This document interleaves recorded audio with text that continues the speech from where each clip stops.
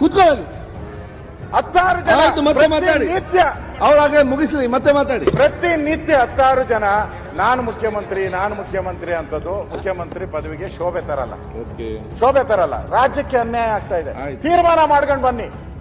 ಇದು ಮೋಸ ಮಾಡ್ತಾ ಇದ್ದೀರಾ. ನಿಮ್ಮ ತೀರ್ಮಾನದಿಂದ ಇಡೀ ರಾಜ್ಯ, ಇಡೀ ಅಧಿಕಾರಿಗಳು, ಒಂದು ರೀತಿ ಅಧಿಕಾರಿಗಳಿಗೆಲ್ಲ ಮಜಾ ಆಗೋಗ್ಬಿಟ್ಟಿದೆ. ಒಂಥರ ಅವರ ಫೈನಾನ್ಸ್ ಡಿಪಾರ್ಟ್ಮೆಂಟ್ ಹೇಳ್ತಾರಲ್ಲ, ಜೋಬು ಫೈನಾನ್ಸ್ ಡಿಪಾರ್ಟ್ಮೆಂಟ್ ಖಾಲಿ ಕಾಂಗ್ರೆಸ್ ಜಾಲಿ ಅನ್ನೋ ತರ ಆಗಿದೆ ಇವಾಗ. ಅದರಿಂದ ಇದನ್ನ ತೀರ್ಮಾನ ಮಾಡ್ಬೇಕು. ಇಲ್ಲಿ ಸಿದ್ದರಾಮಯ್ಯನವರು ನಾನು ಬಿಡಲ್ಲ ಅಂತ, ನಾವು 5 ವರ್ಷ ಅಂತ ಹೇಳ್ಬಿಟ್ಟಿದ್ದಾರೆ. ನಾನು 5 ವರ್ಷದ ಮುಖ್ಯಮಂತ್ರಿ ಅಂತ ನಾನೇ ಮಾಡ್ಬಿಟ್ಟಿದ್ದೀನಿ. 5 ವರ್ಷ ಅಂತಾರೆ. ಶಿವಕುಮಾರ್ ನಾನು ಬಿಡಲ್ಲ ಅಂತಾರೆ.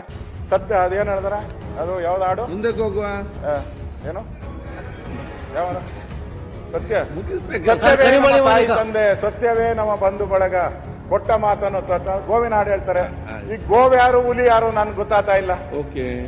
ಹುಲಿ ಯಾರು ಗೋವ್ ಯಾರು ಗೊತ್ತಾಗ್ತಾ ಇಲ್ಲ. ಅದಕ್ಕೆ ನಾನು ಡಿ ಕೆ ಶಿವಕುಮಾರ್ಗೂ ಹೇಳ್ತೀನಿ, ನೋಡಪ್ಪ, ಒಂದು ಬೀಚಿದೊಂದು ಕವನ ಇತ್ತು.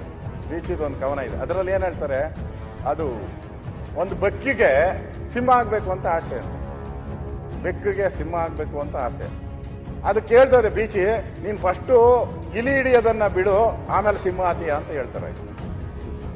ಅರ್ಥ ಆಯ್ತಲ್ಲ. ಅಧಿಕಾರ ಬೇಕು ಅಂದ್ರೆ ಡಿ ಕೆ ಶಿವಕುಮಾರ್ ಜೀವನ ಒದ್ದು ಕಿತ್ಕೊಂತೀನಿ ಅಂತ ಹೇಳಿದಾರೆ. ಒದಿಬೇಕು, ಯಾರನ್ನ ಒದಿಬೇಕು. ಅವ್ರ ಜೀವನನೇ ಒದಿಯೋದೇ ಆಗ್ಬಿಟ್ಟಿದೆ.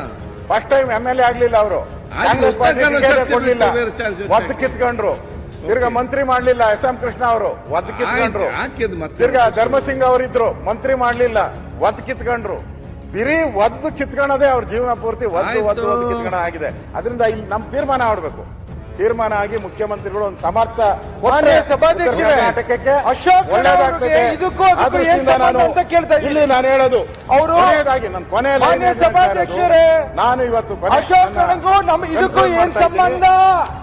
ಉತ್ತರ ಕರ್ನಾಟಕ ಅಭಿವೃದ್ಧಿಗೆ ಒಂದು ಮುಖ್ಯಮಂತ್ರಿಗಳು ಏನೇನು ಭರವಸೆ ಕೊಟ್ಟಿದ್ದಾರೆ, ಕಳೆದ 2 ವರ್ಷದಲ್ಲಿ ಏನೇನು ಭರವಸೆ ಕೊಟ್ಟಿದ್ದಾರೋ ದಯವಿಟ್ಟು ಅದನ್ನ ಹೇಳ್ಬೇಕು. ನಮಗೆ ಉತ್ತರ ಕರ್ನಾಟಕ ಜನತೆಗೆ ಹೇಳ್ಬೇಕು, ನಾನು ಇಷ್ಟು ಭರವಸೆ ಕೊಟ್ಟಿದ್ದೀನಿ, ಇಷ್ಟು ಕಂಪ್ಲೀಟ್ ಮಾಡಿದ್ದೀನಿ, ಇಷ್ಟು ಪ್ರಾರಂಭ ಮಾಡಿದ್ದೀನಿ, ಇಷ್ಟು ಕಂಪ್ಲೀಟ್ ಮಾಡಿದ್ದೀನಿ ಅಂತ ಉತ್ತರ ಕರ್ನಾಟಕದ ಜನತೆಗೆ ಅವ್ರು ಹೇಳ್ಬೇಕು. ಕಳೆದ 2 ಅಧಿವೇಶನದಲ್ಲಿ ಅವ್ರು ಕೊಟ್ಟಿರುವಂತದ್ದನ್ನ ಅವ್ರು ಹೇಳ್ಬೇಕು. ಇವತ್ತು ಎಲ್ಲಾ ಜಿಲ್ಲೆಗಳಲ್ಲೂ ಇದ್ರ ಬಗ್ಗೆ ಏನು ಉತ್ತರ ಕನ್ನಡ ನಾನು ಹಾಗೆ ಹೇಳಿದ್ದೀನಿ, ಏನು ಅಷ್ಟು ಹಣ ಕೊಟ್ಟಿದ್ದೀರಾ, ಎಷ್ಟು ಖರ್ಚಾಗಿದೆ, ಯಾರು ತಿಂದಿದ್ದಾರೆ, ಯಾರು ಒಳ್ಳೆ ಕೆಲಸ ಮಾಡಿದ್ದಾರೆ, ಇದನ್ನ ದಯವಿಟ್ಟು ವೈಟ್ ಪೇಪರ್ ಬಿಡುಗಡೆ ಮಾಡಿ.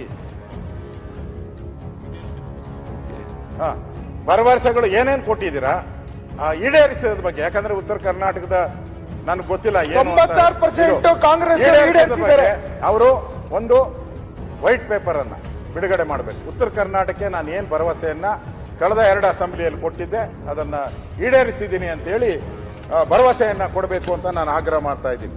ಸನ್ಮಾನ್ಯ ಶ್ವೇತಪತ್ರವನ್ನ ಬಿಡುಗಡೆ ಮಾಡಬೇಕು ಅನ್ನೋದು. ನಾನು ಈ ಸರ್ಕಾರಕ್ಕೆ ಬಿರಿ ಉತ್ತರ ಕರ್ನಾಟಕಕ್ಕೆ ಬಿರಿ ಮೊಸಳೆ ಕಣ್ಣೀರನ್ನ ಹಾಕಬೇಡಿ. ಇಲ್ಲಿ ರೈತರೆಲ್ಲ ರಕ್ತದ ಕಣ್ಣೀರು ಬರ್ತಾ ಇದೆ. ನೀವು ಮೊಸಳೆ ಕಣ್ಣೀರು ಹಾಕಿದ್ರೆ ಇಲ್ಲೇನು ಉದ್ಧಾರ ಆಗಲ್ಲ. ರೈತರ ಬಾಳಲ್ಲಿ ರಕ್ತದ ಕಣ್ಣೀರು ಬರ್ತಾ ಇದೆ. ಆ ಭಾಗಕ್ಕೆ ಒಂದು ಸರಿಯಾದಂತ ಒಂದು ನ್ಯಾಯ ಕೊಡಬೇಕು.